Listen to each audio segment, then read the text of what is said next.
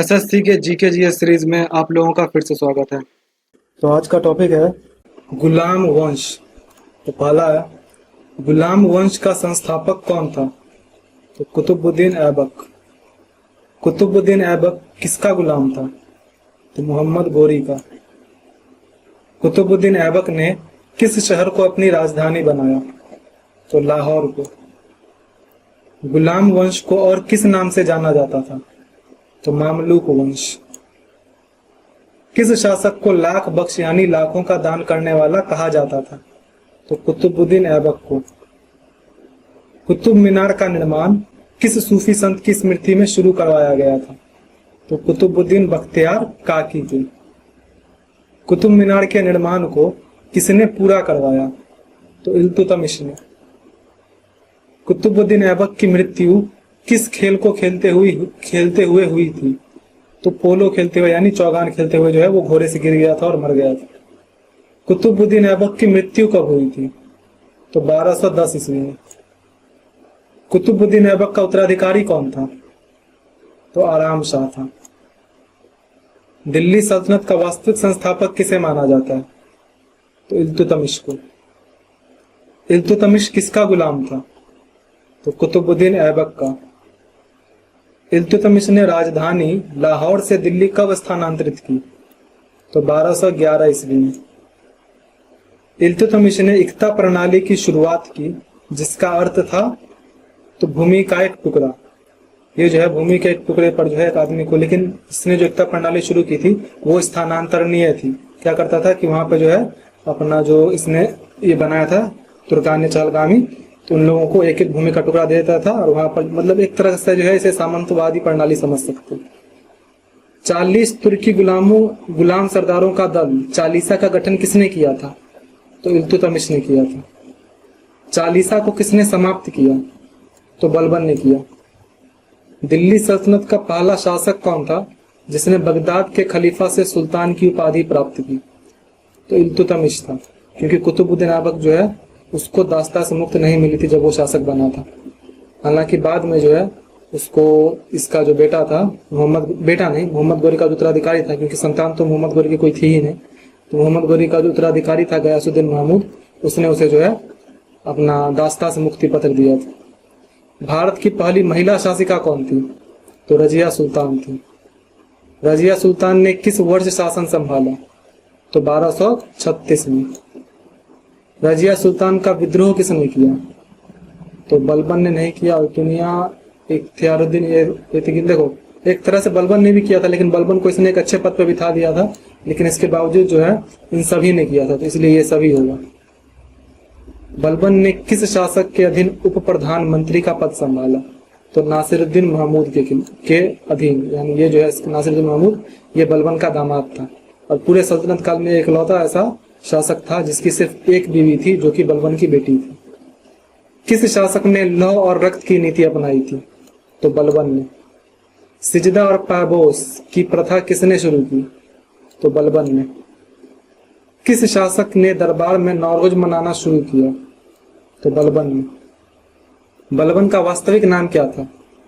तो बहाउद्दीन था। किस शासक को उलुग खां की उपाधि मिली थी? तो बलबन को मिली थी और ये जो है नासिरुद्दीन महमूद जो कि इसका दामाद था उसने दी थी। बलबन ने कौन सा विभाग स्थापित किया था? तो दीवान अर्ज उर्फ सैन्य विभाग। दीवान अर्ज विभाग किस विषय से संबंधित था? तो सैन्य विभाग से। बलबन का उत्तराधिकारी कौन था? कैकुबाद था। गुलाम वंश का अंतिम शासक कौन था? तो शमसुद्दीन क्यूमर्स। किस सुल्तान ने चालीसा को समाप्त करने के लिए अपनी सत्ता को मजबूत किया? तो बलबन ने। मतलब अपनी सत्ता को मजबूत करने के लिए चालीसा को समाप्त किया, ऐसे भी समझ सकते हैं। बलबन ने अपनी पुत्री का विवाह किस सुल्तान से किया था? तो नासिरुद्दीन महमूद से। बलबन के शासनकाल में मंगोलों का आक्रमण किसके नेतृत्व में हुआ था? तो हलाकू खां के नेतृत्व में। इल्तुतमिश ने अपने शासनकाल में कौन से सिक्के जारी किए थे? तो चांदी का टंका और तांबे का जीतल। किस शासक ने दिल्ली सल्तनत का मकबरा शैली की शुरुआत की? तो इल्तुतमिश ने की थी। ऐबक का अर्थ क्या है? तो चंद्र का देवता। इल्तुतमिश का अर्थ क्या है? तो राज्य का पालक। किस सुल्तान ने न्याय की जंजीर लगवाई थी?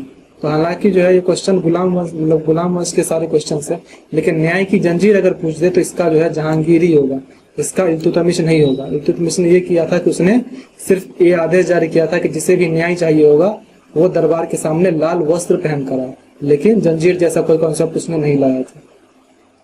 इल्तुतमिश ने किस मंगोल नेता के आक्रमण से दिल्ली को बचाया था?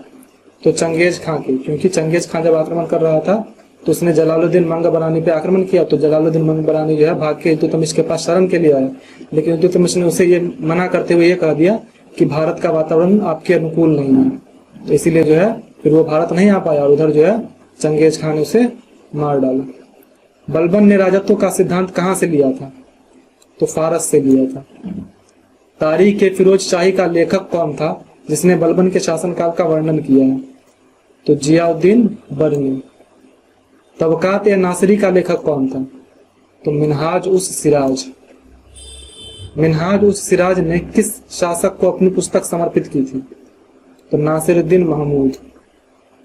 किस शासक ने दिल्ली के अमीरों को कुचलने के लिए अपनी शक्ति का प्रदर्शन किया? तो बलबन। किस शासक ने गैर तुर्की और गैर कुलीन लोगों को प्रशासनिक पदों से हटा दिया था? तो बलबन, क्योंकि बलबन का जो राजत्व सिद्धांत था वो रक्त की शुद्धता पर आधारित था। वो कहता था कि मैं जब भी किसी नीच आदमी को देखता हूँ, नीच का मतलब छोटे जात के आदमी को देखता हूँ या कुलीन व्यक्ति को देखता हूँ, कुलीन नहीं गैर कुलीन व्यक्ति को देखता हूँ, तो मेरा हाथ जो है मतलब पहले तो मेरा शरीर का खून खोलने लगता है और मेरा हाथ अपने आप मेरे तलवार पे चला जाता है और मन करता है इसका सर काट दूं। सिरी नामक शहर की स्थापना किसने की थी? तो अलाउद्दीन खिलजी ने की थी। कुव्वतुल इस्लाम मस्जिद का निर्माण किसने करवाया था? तो कुतुबुद्दीन ऐबक ने। 2.5 दिन का झोपड़ा कहाँ स्थित है? तो अजमेर में स्थित है। 2.5 दिन का झोपड़ा का निर्माण किसने करवाया था? तो कुतुबुद्दीन ऐबक ने। कुतुबुद्दीन ऐबक के बाद दिल्ली की गद्दी पर कौन बैठा? तो आराम शाह बैठा। आराम शाह को किसने हराया और दिल्ली की गद्दी संभाली? तो इल्तुतमिश ने। इल्तुतमिश को गुलामों का गुलाम क्यों कहा जाता है? क्योंकि वह कुतुबुद्दीन ऐबक का गुलाम था जो कि खुद गोरी का गुलाम था।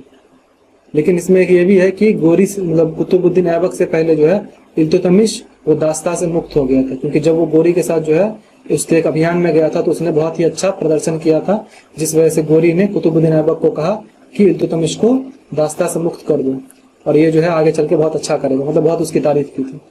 तुर्कान ए चहलगानी का गठन किसने किया था? तो इल्तुतमिश ने किया। गुलाम वंश की स्थापना किस युद्ध के बाद हुई थी?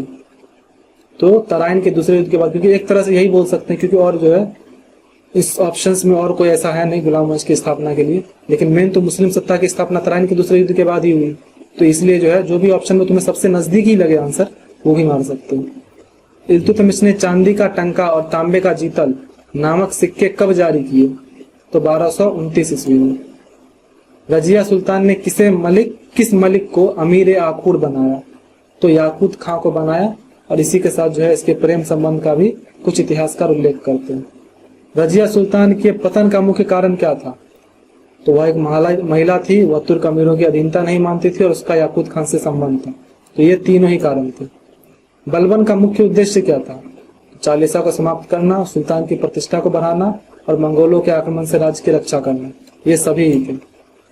किस शासक ने खुद को जिले इलाही कहा था? तो बलबन ने कहा। दीवान ए विजारत विभाग किस विषय से संबंधित था?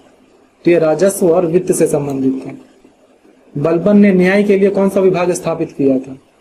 तो दीवान ए कजा। किस शासक ने अपनी पुत्री का विवाह कुतुबुद्दीन ऐबक से किया? तो नासिरुद्दीन कुबाचा ने।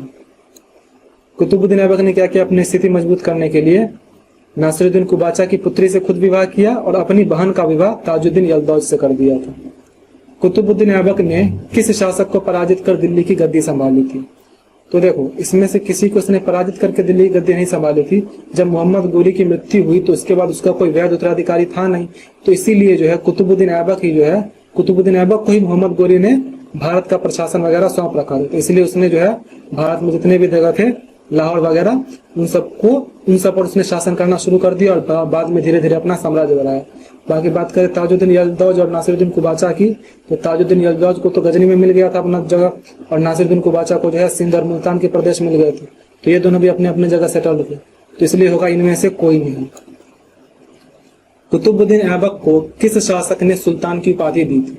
तो उसे किसी ने भी सुल्तान की उपाधि नहीं दी थी, उसने स्वयं धारण की थी, क्योंकि जो है उसे बस दास्ता से मुक्त किया था। इसमें जो मोहम्मद गोरी का उत्तराधिकारी था गयासुद्दीन महमूद, उसने उसे दास्ता से मुक्त किया था, लेकिन उसने सुल्तान की उपाधि नहीं दी थी। लेकिन अगर ऑप्शन में वो होता तब उसको हम मार सकते थे, लेकिन ऑप्शन में वो है ही नहीं, तो इसलिए मारेंगे उसने स्वयं धारण की। चालीसा का अंतिम सदस्य कौन था जिसे बलबन ने समाप्त कर दिया? तो इख्तियारुद्दीन एतगीन था।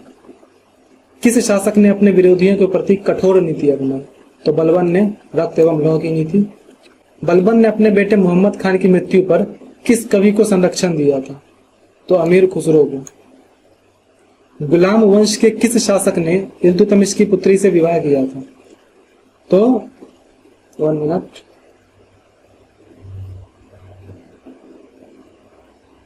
इसमें ऑप्शन में तो आंसर में तो दिया हुआ है नासिरुद्दीन महमूद, लेकिन इसको एक बार चेक कर लेना क्योंकि मैं श्योर नहीं हूं इस बारे में। इल्तुतमिश ने किस शासक को हराकर दिल्ली सल्तनत को सुरक्षित किया था? तो ताजुद्दीन यलदौज और नासिरुद्दीन कुबाचा, इन दोनों को ही। तुर्कान चहलगानी के सदस्य को और किस नाम से जाना जाता था? तो चालीसा नाम से। किस सुल्तान ने दीवान ए अर्ज की स्थापना की? तो बलबन ने। बलबन ने मंगोलों से निपटने के लिए कौन सी नीति अपनाई? तो सीमा सुरक्षा की नीति। कुतुबुद्दीन ऐबक ने किस मस्जिद का निर्माण करवाया था? तो कुव्वतुल इस्लाम मस्जिद। किस सुल्तान ने राजत्व का दैवी सिद्धांत प्रतिपादित किया? तो बलबन ने। बलबन के अनुसार सुल्तान क्या था? तो ईश्वर का प्रतिनिधि। इल्तुतमिश की मृत्यु कब हुई? तो 1236 ईस्वी में। इल्तुतमिश के बाद कौन दिल्ली का सुल्तान बना? तो रुकनुद्दीन फिरोज शाह। किस शासक ने अपनी पुत्री को अपना उत्तराधिकारी घोषित किया? तो इल्तुतमिश ने। रजिया सुल्तान ने किस मलिक से विवाह किया था? तो अल्तुनिया से। हालांकि ये विवाह एक कॉन्ट्रैक्ट था। रजिया सुल्तान की मृत्यु कहाँ हुई थी? तो कैथल में हुई थी। डाकुओं ने जो है आक्रमण किया था और उसमें रजिया और अल्तुनिया दोनों ही मारे गए। गुलाम वंश का शासनकाल कब से कब तक था? तो 1206 से 1290। बलबन ने किस शासक की हत्या करके सत्ता संभाली? तो नासिरुद्दीन महमूद की। बलबन का समकालीन प्रसिद्ध कवि कौन था? तो अमीर खुसरो। किस शासक को मसनद ए अली की उपाधि मिली थी? तो कुतुबुद्दीन ऐबक को। बलबन ने सेना को पुनर्गठित करने के लिए किस विभाग की स्थापना की? तो दीवान ए अर्ज। किस शासक ने दिल्ली के आसपास के मेवात के डाकुओं का दमन किया? तो बलबन ने। इल्तुतमिश का मकबरा कहाँ स्थित है? तो दिल्ली में। कुतुबुद्दीन ऐबक का मकबरा कहाँ स्थित है? तो लाहौर में। इल्तुतमिश किसका दामाद था? तो कुतुबुद्दीन ऐबक का गुलाम भी था और दामाद भी था। इल्तुतमिश के किस पुत्र के मृत्यु के बाद उसने रजिया को उत्तराधिकारी बनाया? तो नासिरुद्दीन महमूद के बाद। गुलाम वंश के किस शासक ने सुल्तान की उपाधि धारण करने से मना कर दिया था? तो कुतुबुद्दीन ऐबक ने, क्योंकि जब ये शासक बना था उस समय जो है ये मुक्त नहीं था दास्ता से, बाद में इसको मुक्त किया गया था, इसलिए उस समय इसने सुल्तान की उपाधि नहीं धारण की। कुतुब मीनार के चौथे और 5वें मंजिल का निर्माण किसने करवाया था? तो फिरोज शाह तुगलक ने। किस शासक ने बगदाद के खलीफा से मंसूर प्राप्त किया था? तो इल्तुतमिश ने। सुल्तानगढ़ी का मकबरा किसने बनवाया था? तो इल्तुतमिश ने। नासिरुद्दीन महमूद का उत्तराधिकारी कौन था? तो बलबन था।